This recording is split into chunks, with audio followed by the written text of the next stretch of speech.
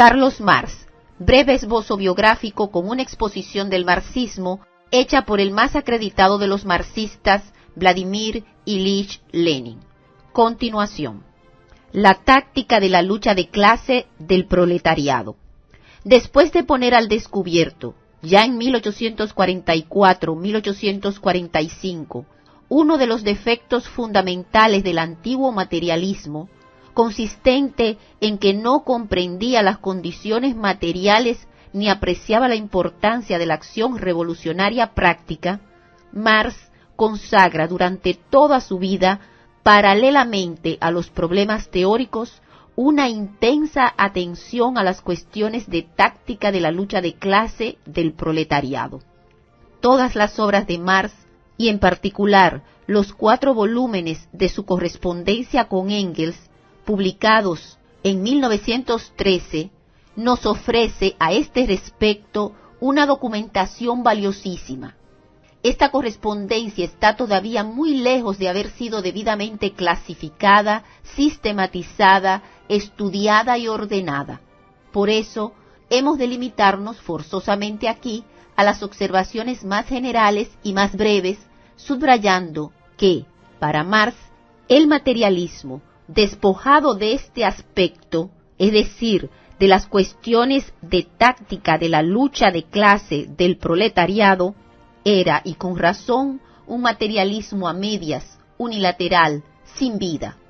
Marx determinó la tarea esencial de la táctica del proletariado en su rigurosa correspondencia con todas las premisas de su concepción materialista y dialéctica del mundo. Solo considerando objetivamente el conjunto de las relaciones mutuas de todas las clases, sin excepción, que forman una sociedad dada, y considerando, por tanto, el grado objetivo de desarrollo de esta sociedad y sus relaciones con otras sociedades, podemos tener una base que nos permita trazar la táctica acertada de la clase de vanguardia. A este respecto, todas las clases y todos los países se toman, no de un modo estático, sino dinámico, es decir, no en estado de inmovilidad, sino en movimiento, movimiento cuyas leyes emanan de las condiciones económicas de vida de cada clase. El movimiento es, a su vez, tomado no solamente desde el punto de vista del pasado, sino también del porvenir, y además no con el criterio vulgar de los evolucionistas, que no perciben más que cambios lentos, sino dialécticamente. Dice Marx, en los grandes procesos históricos, 20 años son igual a un día, escribía Marx a Engels, si bien luego pueden venir días en que se condensen 20 años. Correspondencia, tomo 3. La táctica del proletariado debe tener en cuenta, en cada grado de su desarrollo, en cada momento, esta dialéctica objetivamente inevitable de la historia humana. De una parte, utilizando las épocas de estancamiento político o de la llamada evolución pacífica, que marcha a paso de tortuga para desarrollar la conciencia, la fuerza y la capacidad combativa de la clase avanzada, y de otra parte, encauzando toda esta labor de utilización hacia la meta final del movimiento de esa clase, capacitándola para resolver prácticamente las grandes tareas al llegar los grandes días en que se condensen 20 años. Dos consideraciones de Marx que tienen en este punto particular importancia. Una, de la miseria de la filosofía, se refiere a la lucha económica y a las organizaciones económicas del proletariado. La otra pertenece al manifiesto comunista y se refiere a sus tareas políticas. El primer pasaje dice así: la gran industria concentra en un solo lugar una multitud de personas, desconocidas las unas de las otras. La competencia divide sus intereses, pero la defensa de los salarios, este interés común frente a su patrono, los une en una idea común de resistencia, de coalición.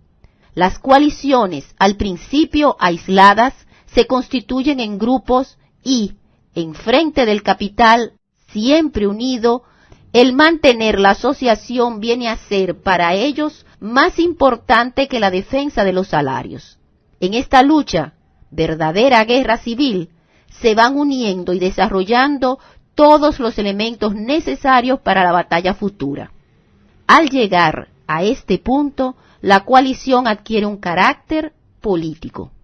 Ante nosotros tenemos el programa y la táctica de la lucha económica y del movimiento sindical de varios decenios de toda la larga época durante la cual el proletariado prepara sus fuerzas para la batalla futura.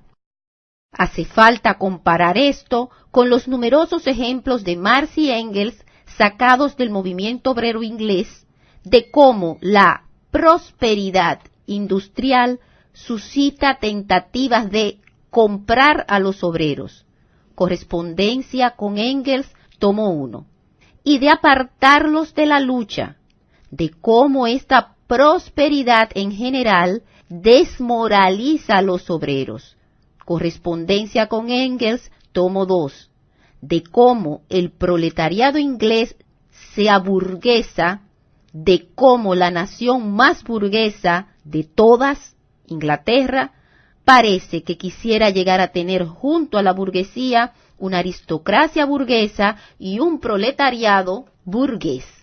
Correspondencia, tomo 2, de cómo desaparece en él, en la aristocracia obrera, la energía revolucionaria. Correspondencias, tomo 3, de cómo habrá que esperar más o menos tiempo hasta que los obreros ingleses se desembaracen de su aparente contaminación burguesa. Correspondencias, tomo 3, de cómo al movimiento obrero inglés le falta el ardor de los cartistas, 1866. Correspondencias, tomo 3, de cómo los líderes de los obreros ingleses se transforman en un tipo intermedio entre el burgués radical y el obrero. Dicho esto, refiriéndose a Joliot, correspondencias, tomo 4, de cómo, en virtud del monopolio de Inglaterra, y mientras ese monopolio subsista, no habrá nada que hacer con el obrero inglés. Correspondencias, tomo 4.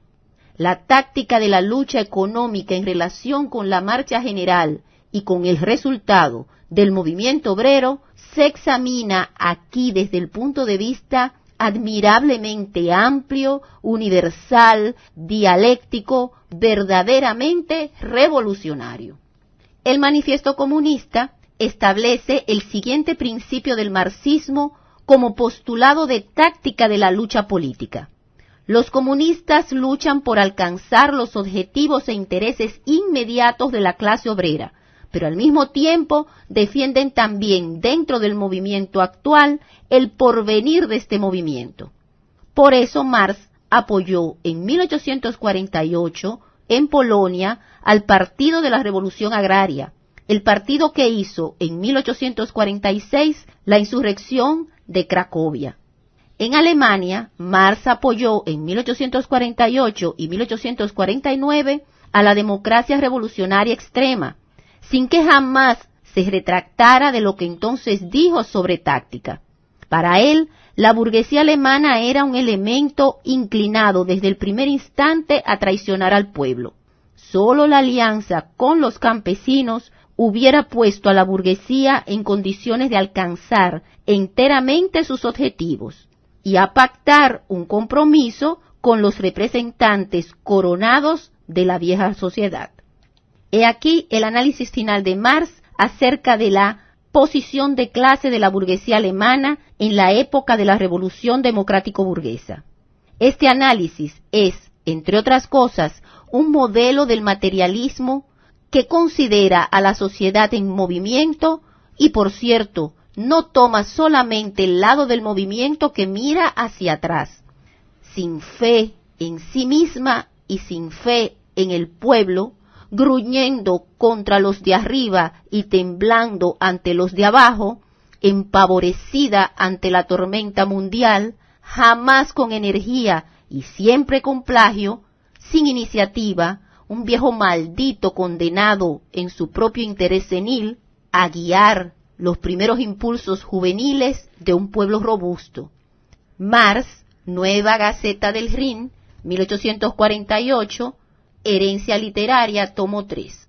Unos 20 años más tarde, Marx decía en una carta a Engels, Correspondencias, tomo 3, que la causa del fracaso de la revolución de 1848 fue que la burguesía había preferido la paz en la esclavitud a la sola perspectiva de lucha por la libertad. Al terminar la época revolucionaria de 1848-1849, se levantó contra los que se obstinaban en seguir jugando a la revolución, lucha contra Schapper y Willich, sosteniendo que era necesario saber trabajar en la época nueva, en la fase que iba a preparar bajo una paz aparente nuevas revoluciones. La siguiente apreciación sobre la situación de Alemania en los tiempos de la más negra reacción, en el año 1856, muestra en qué sentido pedía Marx que se encauzara esta labor. En Alemania, todo dependerá de la posibilidad de respaldar la revolución proletaria con alguna segunda edición de la Guerra Campesina. Correspondencia con Engels, tomo 2. Mientras en Alemania no estuvo terminada la revolución democrática burguesa, Marx concentró toda su atención en lo que se refiere a la táctica del proletariado socialista en impulsar la energía democrática de los campesinos. Opinaba que la actitud de Lasalle era objetivamente una traición al movimiento obrero en beneficio de Prusia, Correspondencias, tomo 3, entre otras cosas, porque se mostraba demasiado complaciente con los terratenientes y el nacionalismo prusiano. Continuaremos.